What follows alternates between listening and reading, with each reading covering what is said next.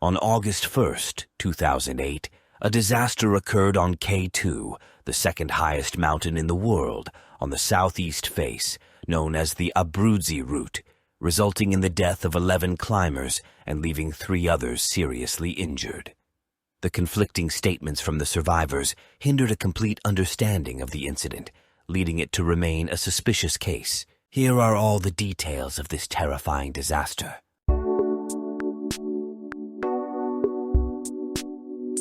K2, with its height of 8,611 meters, is one of the most challenging mountains to climb. The climbing season is a short 3-month period between June and August. However, the weather in 2008 was unfavorable, and no one had reached the summit in June and July. By the end of July, about 60 days of waiting for the summit, there were 15 different groups. Finally, weather reports indicated a favorable period for reaching the summit.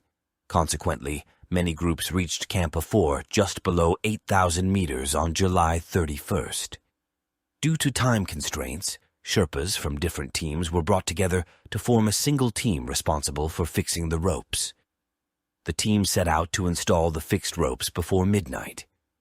Spanish climber Alberto Zerain, who was climbing K2 alone, decided to join the Sherpas responsible for rope fixing and aimed to reach the summit without stopping when he reached Camp 4 from Camp 3.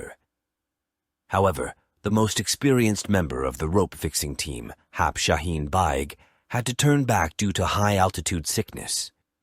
The task of installing the fixed ropes was left to inexperienced Sherpas and Hap. Alberto Zerain later stated that he saw Sherpas placing the fixed ropes in unnecessary places with surprise and disbelief. On August 1st at 3 a.m., groups of 25 climbers set out for the summit.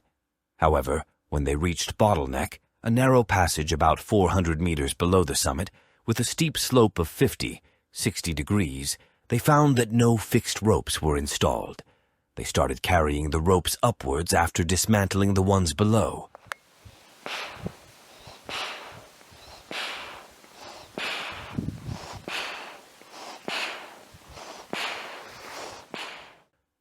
The first death occurred while climbing through this narrow passage.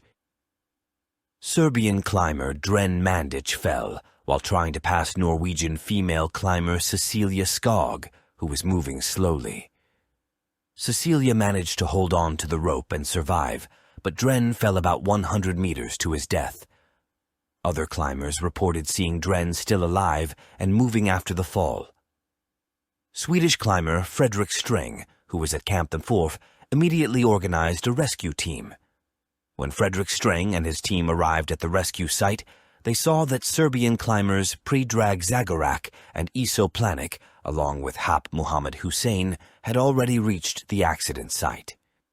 The Serbian climbers decided to bring Dren Mandic's body down to Camp 4, and Fredrik Sträng assisted them.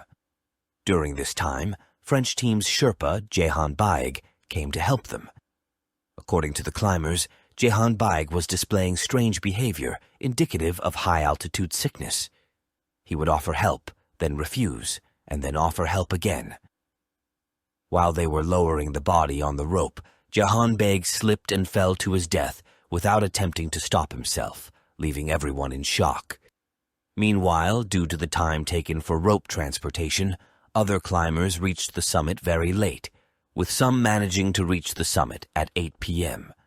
In contrast, Spanish climber Alberto Zerain, who had gone with the Sherpas responsible for fixing the ropes, successfully descended from Bottleneck at 3 p.m. At 8:30 p.m., a large block of ice broke off from the summit and rolled down to Bottleneck. Norwegian climber Rolf B.A., who had abandoned his climb about 100 meters below the summit, was killed by the rolling ice, which also tore and took away all the fixed ropes. 2 Norwegian climbers, Lars Flato Nessa and Cecilia Skog, Rolf Bay's wife, who had reached the summit 2 hours after Alberto Zerain, continued their descent to Camp 4 without the ropes. The remaining climbers were stranded above 8,000 meters without fixed ropes, making descent almost impossible.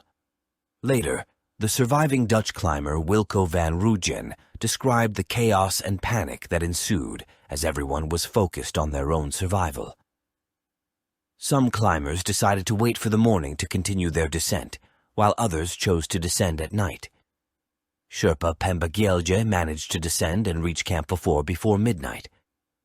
Sherpa Cheering Dorje also reached Camp 4 later. Dutch climber C.A.'s Van de Gevel and French climber Hugues Doberade decided to descend at night.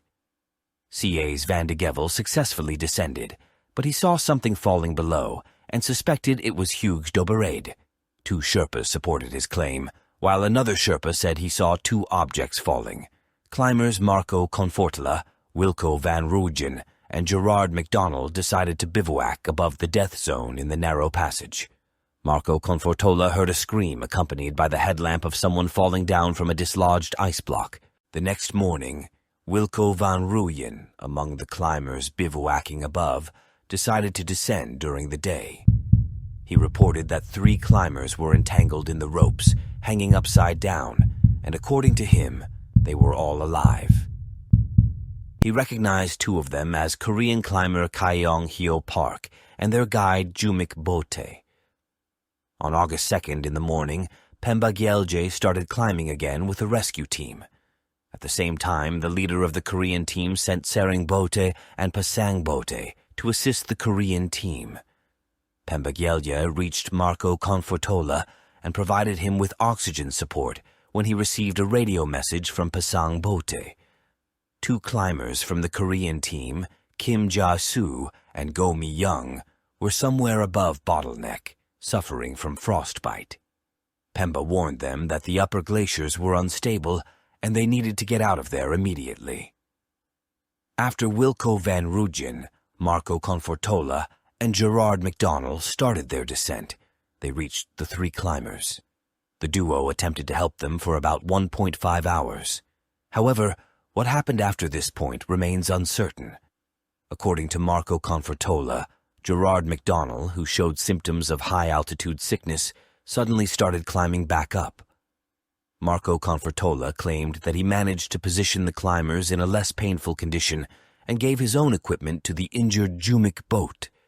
He later saw a small avalanche sweeping the 3 climbers away. In subsequent investigations, traces of Gerard MacDonald were found among the debris of the fallen avalanche. However, Wilco van Rooyen accused Marco Confortola of not climbing up due to high-altitude sickness, but trying to secure the climbers from a higher point. In his book, Surviving K2, Wilco van Rooyen presented some photographic evidence to support his claim. This disaster holds many mysteries, with various sources providing different accounts of the events, making it difficult to determine which version is accurate. Several factors contribute to this uncertainty, including climbers descending in the darkness, bodies not being found, climbers experiencing hallucinations due to spending a long time in the death zone, and inadequate records kept by the Sherpas. Official records indicate that 11 climbers died on August 1, 2008, while some claims suggest the death toll to be 15. This tragedy serves as a striking example of the unforgiving nature of mountains and the consequence of even the slightest errors. In 2012, this incident was documented in a film titled Summit. Thank you for watching. If you'd like to see more content, you can subscribe and support me. Take care and stay safe.